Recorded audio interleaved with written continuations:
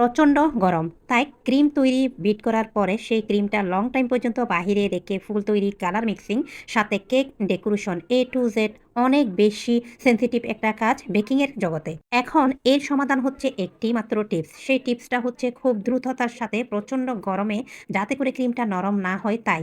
যতটুকু ক্রিম আপনার প্রয়োজন ইউজ করার জন্য ইনস্ট্যান্ট ততটুকু ক্রিম নিয়ে বা কালার মিক্সিং করে খুব দ্রুত আপনি নরমাল ফ্রিজে রেখে দেবেন। এতে করে আপনার ক্রিমটা নরম হওয়া থেকে খুব দ্রুত বেঁচে যাবে। সেই টেকনিকটা আপনারা ফলো করলে আপনাদের ক্রিমটা অনেক বেশি স্টিফিক থাকবে।